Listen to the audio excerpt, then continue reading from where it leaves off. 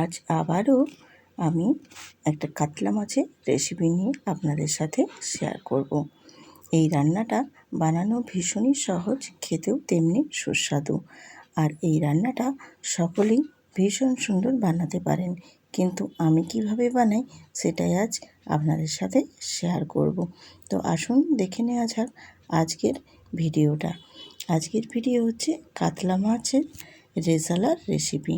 তো রেসিপিটা কেমন হয়েছে যদি ভালো লাগে তাহলে লাইক কমেন্ট শেয়ার করে পাশে থাকবেন। তো যাওয়া যাক, রান্নাটা শুরু করে নিই। তো আমার সঙ্গে থাকুন এবং ভিডিওটা পুরো ফুল ওয়াচ করে পাশে থাকবেন। তো আমি দেখো এখানে ফ্রেশ 4 পিস কাতলা মাছ নিয়েছি। মাছের মধ্যে খুব ভালোভাবে আমি ধুয়ে লবণ মাখিয়ে দেব। তো আমি এখানে কিন্তু শুধু প্লেনই লবণই ইউজ করছি, লবণটাই মাখাবো। আর কিন্তু এখানে হলুদের ব্যবহার করব না, আর লেবুরও ব্যবহার করব না। যেহেতু আমি এখানে টক দই দিয়ে রেসিপিটা বানাচ্ছি, তার জন্য এখানে আমি আর লেবুটা দেব না। তো শুধুই আমি এখানে নুন মাখিয়ে এটা আমি 15 মিনিটের জন্য রেস্টে রেখে দেবো। তো 15 মিনিট পরে ফিরে আসছি। তো 15 মিনিট পরে দেখো চলে এসেছি। আমি একদম গ্যাসেতে একটা ফ্রাই প্যান বসিয়ে দিয়ে পরিমাণ মতো তেল দিয়েছি। তেলটাকে কিন্তু বেশ ভালোভাবে একটু গরম করে নিতে হবে।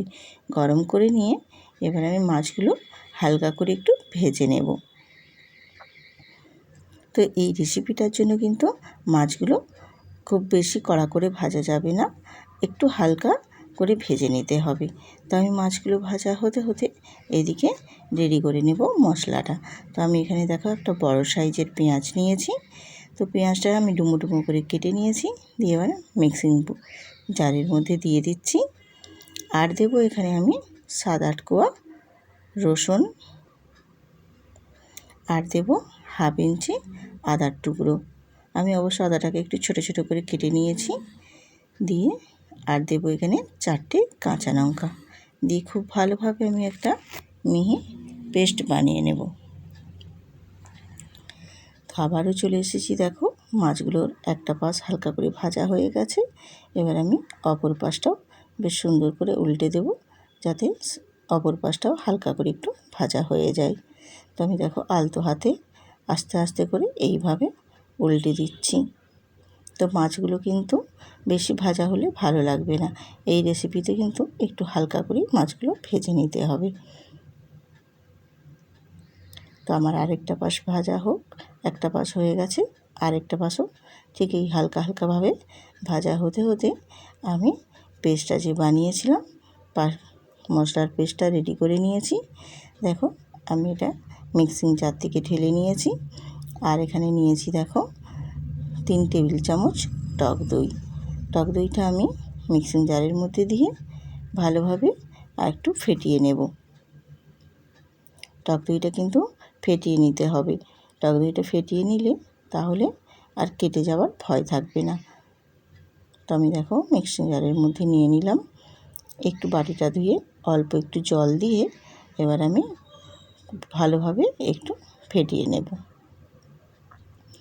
এপাশে আমার মাছগুলো দেখো ভাজা হয়ে গেছে। আমি মাছগুলো এক এক করে তুলে নেব।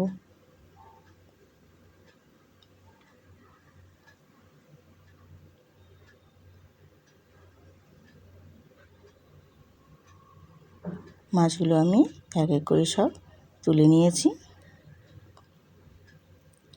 এবারে আমি ওই তেলের মধ্যেই দিয়ে দেব 2টো এলাচ, আর দারচিনি, একটা তেজপাতা, আর 2টো শুকনো লঙ্কা দিয়ে এবার আমি গ্যাসের ফ্লেমটা একদম কিন্তু লোতে রেখে দেব।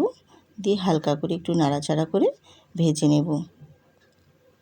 বেশ যখন সুন্দর একটা স্মেল বেরিয়ে আসবে তখন আমি দিয়ে দেব আদা, পেঁয়াজ, কাঁচা লঙ্কা, রসুনের পেস্ট দিয়ে বেশ ভালোভাবে আমি একটু মশলাটা কষিয়ে নেব।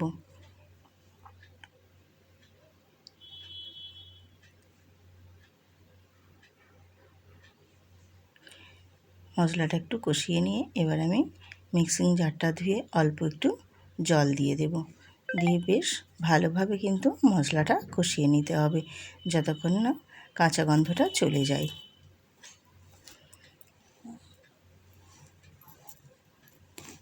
মশলাটা নাড়াচাড়া করে বেশ সুন্দর করে দেখো কষিয়ে নিচ্ছি। আর দিয়ে দেবো এখানে স্বাদ মতো লবণ, দিয়ে নাড়াচাড়া করে নেব।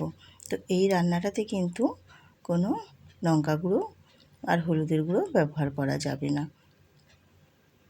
এটা এইভাবেই রান্নাটা হবে, আর দেখতেও কিন্তু সাদা সাদা লাগবে।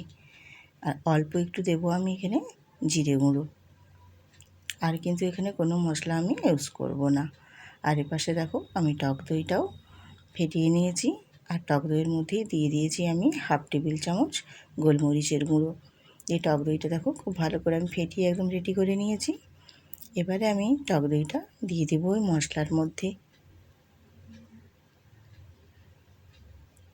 মশলার মধ্যে দিয়ে খুব ভালোভাবে নেড়ে চেড়ে আমি মশলাটা কষিয়ে নেব টক দইয়ের সাথে। তো অনেকে যারা পছন্দ করো না সাদা সাদা রান্না, তারা তাহলে একটু দিয়ে দিতে পারো অল্প করে একটু হলুদের গুঁড়ো আর লঙ্কার গুঁড়ো দিয়ে খুব ভালোভাবে একটু নেড়ে চেড়ে নেবে। তো আমি এখানে যেহেতু টক দই ব্যবহার করেছি, তার জন্য সামান্য অল্প একটু চিনি অ্যাড করলাম, যাতে করে স্বাদটা ঠিকঠাক থাকে, ব্যালেন্স থাকে। টক দইয়ের সাথে চিনিটা কিন্তু খুব সুন্দর একটা টেস্টের ব্যালেন্স রাখে। এবার আমি মশলাটা দেখো কষিয়ে নিয়ে দিয়ে দিয়েছি এখানে 1/2 কাপ জল। তো 1/2 কাপ জলটা দিয়ে একটু নাড়াচাড়া করে মিশিয়ে নিয়ে একটু ফুটিয়ে নেব। ফুটিয়ে নিয়ে ভেজে রাখা মাছগুলো আমি সব দিয়ে দেব ওই গ্রেভির মধ্যে। দিয়ে মাছগুলোকে এইভাবে একটু নাড়াচাড়া করে মিশিয়ে নিতে হবে। তো মাছগুলো এই গ্রেভির মধ্যে বেশ ভালোভাবে যেন ফুটে যায়। তো যতটা ভালোভাবে ফুটে নরম হবে, গ্রেভিটা খেতেও ভালো লাগবে, মাছগুলোও কিন্তু খেতে বেশ সুন্দর লাগবে। তো আমি এইভাবে আলতো হাতে নাড়াচাড়া করে 5 মিনিটের মতো একটু ফুটিয়ে নেব। তো দেখো আমি অনেকটাই ফুটিয়ে নিয়েছি, দিয়ে একটু নাড়াচাড়া করে নিয়েছি, মাছগুলোও বেশ একটু নরম হয়ে গেছে।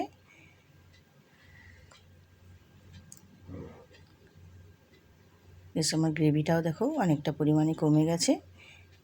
ঠিক এই পর্যায়ে আমি এবারে গ্যাসের ফ্লেমটা অফ করে দেব। তো এটা কিন্তু মাছগুলো দেওয়ার পর একদম লো ফ্লেমে রান্না করে নিতে হবে আস্তে আস্তে করে, তাহলে রান্নাটাও বেশ সুন্দর হবে। তো আমার মোটামুটি গ্যাসটা অফ করে দিয়েছি। আমার কমপ্লিট হয়ে গেছে একদম কাতলা মাছের রেজালা রেসিপি। আমি একটা সার্ভিং প্লেটে সার্ভ করে দিচ্ছি। দেখো